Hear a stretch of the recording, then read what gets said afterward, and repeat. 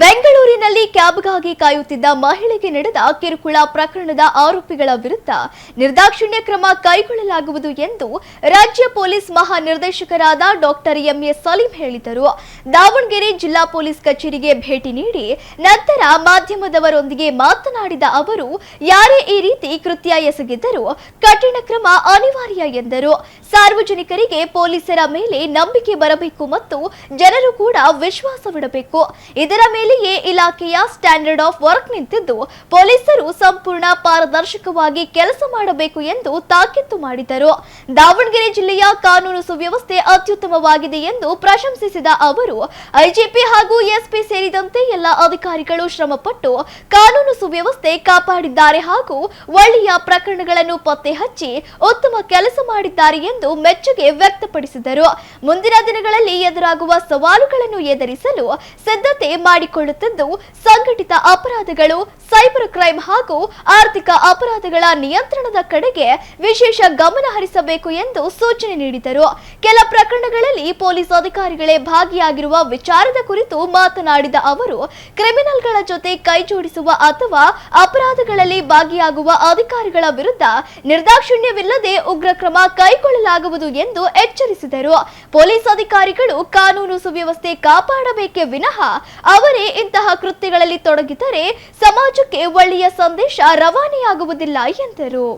ದಾವಣಗೆರೆ ಜಿಲ್ಲೆ ಇಲ್ಲಿ ಕಾನೂನು ಸುವ್ಯವಸ್ಥೆ ಬಹಳ ಚೆನ್ನಾಗಿ ಅಚ್ಚುಕಟ್ಟಾಗಿ ಮೇಂಟೈನ್ ಮಾಡಿದ್ದಾರೆ. ನಮ್ಮ ಪೊಲೀಸ್ SP ಅವರು ಮತ್ತು ಎಲ್ಲ ಪೊಲೀಸ್ ಅಧಿಕಾರಿಗಳು ಬಹಳ ಶ್ರಮಪಟ್ಟು ಕಾನೂನು ಸುವ್ಯವಸ್ಥೆಯನ್ನು ಒಳ್ಳೆಯ ರೀತಿಯಲ್ಲಿ ನಿಭಾಯಿಸಿದ್ದಾರೆ. ಅದರ ಜೊತೆಗೆ ಒಳ್ಳೆಯ ಕೇಸಸ್ಸು ಸಹ ಇಲ್ಲಿ ಪತ್ತೆ ಮಾಡಿದ್ದಾರೆ. ಇವತ್ತು ನಾನು ಇಲ್ಲಿ ಡೀಟೇಲ್ ವಿಶ್ಲೇಷಣೆ ಮಾಡಿದ್ದೀನಿ. ಅದರ ಜೊತೆಗೆ ಮುಂದಿನ ದಿನಗಳಲ್ಲಿ ಏನು ನಮಗೆ ಸವಾಲುಗಳಿದೆ ಅಂದರೆ ಸೈಬರ್ ಕ್ರೈಮ್ಸು, ನಾರ್ಕೋಟಿಕ್ ಡ್ರಗ್ಸು ಮತ್ತು ಸಂಘಟಿತ ಅಪರಾಧಿಗಳು ಮತ್ತು ಆರ್ಥಿಕ ಅಪರಾಧಗಳು, ಅದರ ಬಗ್ಗೆ ಸ್ವಲ್ಪ ಜಾಸ್ತಿ ಗಮನ ಹರಿಸಬೇಕು ಮತ್ತು ಪರಿಣಾಮಕಾರಿಯಾಗಿ ಕಾನೂನು ಸುವ್ಯವಸ್ಥೆಯನ್ನು ಮೇಂಟೈನ್ ಮಾಡಬೇಕು ಅಂತ ಎಲ್ಲರಿಗೂ ಇನ್ಸ್ಟ್ರಕ್ಷನ್ಸ್ ಕೊಟ್ಟಿದೆ. ಇಲ್ಲ, ಅದು ನಾರ್ಮಲಿ ನಮ್ಮಲ್ಲಿ ಗಮನಕ್ಕೆ ಬಂದಿದೆ.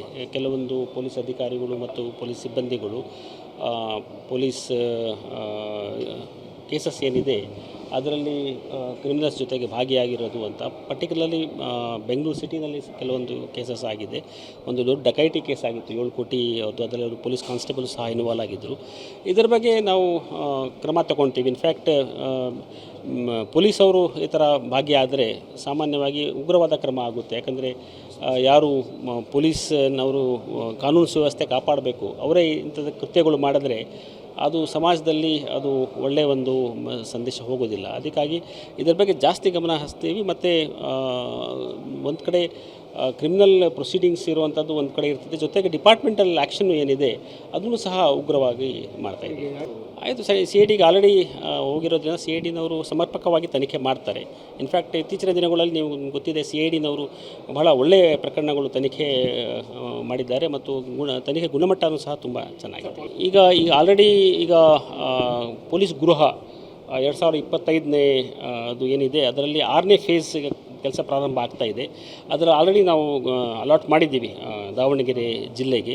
ಮತ್ತು ದಾವಣಗೆರೆ ಜಿಲ್ಲೆಯಲ್ಲಿ ಇನ್ನೊಂದು ಏನೆಂದರೆ IG ಮತ್ತು SP ಅವರು ಸಹ ಕ್ವಾರ್ಟರ್ಸ್ ಇರಲಿಲ್ಲ.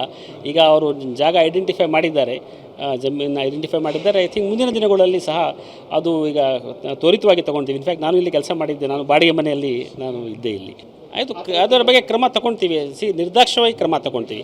ಯಾವುದೇ ಕೃತ್ಯ ಯಾರೇ ಮಾಡಲಿ ನಿರ್ದಾಕ್ಷಿಣ್ಯವಾಗಿ ಕ್ರಮ ತಗೊಳ್ತೀವಿ. ಐ ಥಿಂಕ್ ಪೊಲೀಸವರು ಮುಖ್ಯವಾಗಿ ಏನಂದರೆ ಪೊಲೀಸರ ಮೇಲೆ ನಂಬಿಕೆ ಬರಬೇಕು ಜನಗಳದು. ಅದಕ್ಕಾಗಿ ಅದರ ಮೇಲೇ ನಮ್ಮ ಏನು ಸ್ಟ್ಯಾಂಡರ್ಡ್ ಆಫ್ ವರ್ಕ್ ಏನಿದೆ ಅದರ ಮೇಲೇ ನಿಂತಿದೆ. ಸೊ ದಟ್ ಜನ ನಮ್ಮ ಮೇಲೆ ನಂಬಿಕೆ ಇಡಬೇಕು ಅಂದರೆ ಪೊಲೀಸವರು ಪಾರದರ್ಶಕವಾಗಿ ಕೆಲಸ ಮಾಡಬೇಕು.